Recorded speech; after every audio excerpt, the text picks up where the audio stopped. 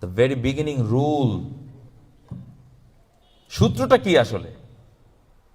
কেন বেলাল তৈরি হয়েছে? কেন সুমাইয়া জীবন দিয়েছে?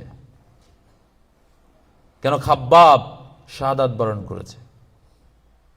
কেন হামজার কলিজাকে বের করে চিরে ফেলা হয়েছে? একটা নেশা তাদেরকে পেয়ে বসেছিল, বিয়ান্না লাহুমুল জান্নাহ। পাগল পারা হয়ে গিয়েছিল। সে কারণে হাতের খুরমা ফেলে দিয়ে যুদ্ধের দিকে দৌড়ে গিয়ে শহীদ হয়ে গেছে রাসূলুল্লাহর সাহাবীরা। কারণ ওই জান্নাতের মেশক নাকের মধ্যে পেতে শুরু করে দিয়েছিল। হযরত জাফর রাদিয়াল্লাহু তাআলা স্টেটমেন্ট দিয়ে দিয়েছেন যে আমি যেন আমার জান্নাতে, আমার নাকের মধ্যে জান্নাতের ঘ্রাণ আমি যেন পাচ্ছি। ইন্নাল্লাহা আশতারা মিনাল মুমিনিনা আনফুসাহুম ওয়া আমওয়ালাহুম বিআন্না লাহুমুল জান্নাহ। বদরের প্রান্তরে যখন রাসূলুল্লাহর সাহাবীরা যাচ্ছেন, নিশ্চিত ৩১৩ জন মানুষ, হাজারের চেয়ে বেশি সংখ্যক অস্ত্র শস্ত্রে সজ্জিত মানুষের সাথে কিভাবে মোকাবেলা করবেন? নিশ্চিত মৃত্যুর দিকে যেন তাদেরকে হটিয়ে নেওয়া হচ্ছে। দুইটা দল,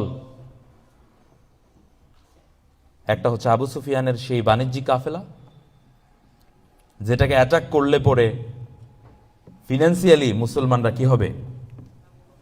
লাভবান হবে। আর পক্ষান্তরে মক্কার কাফেররা যারা ধেয়ে আসছে, তাদেরকে মোকাবেলা করা মানে হলো জীবনটাকে ওখানে একেবারে বরবাদ করে দিয়ে আসা। ওই যে জেনে বুঝে কি করে এরকম সচেতন সাথী হিসাবে কিভাবে সদস্য হই।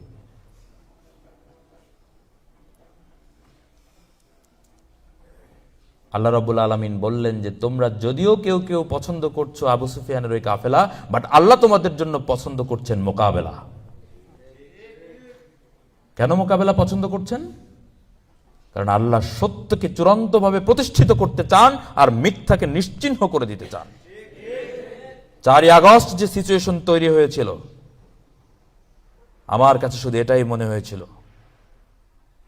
3 তারিখে যে ঘোষণা এসেছিল, তারপর 4 তারিখে যখন আমরা শুনলাম যে মোকাবেলা করবে, সেদিন আমার কাছে মনে হয়েছিল যে আল্লাহ রাব্বুল আলামিন চান যে চূড়ান্তভাবে যে সমস্ত কোনায় কাঞ্চিতে লুকিয়ে থাকা, যারা বলতেছিল যে এতদিন যা চেয়েছো তা মেনেছে, এখন যা চাও তার সাথে নাই, আল্লাহ তাআলা এই মুনাফিকদেরকে, এই সমস্ত ব্যক্তিবর্গকে চূড়ান্তভাবে বহিঃপ্রকাশ করার জন্য এই দিনটিকে অবতারণ করেছেন। এবং এই দিনের মধ্য দিয়েই কারা হকের পথে, কারা জুলুমের বিপরীতে, আর কারা জালেমের পক্ষে, এটা প্রমাণিত হয়ে যাবে 4 তারিখে।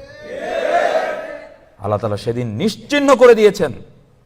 সর্বশেষ 5 তারিখে এই জালেমকে আল্লাহ তাআলা গোটা বাংলাদেশ থেকে অপসারিত করে দেশের সীমানার বাইরে পাঠিয়ে দিয়েছে।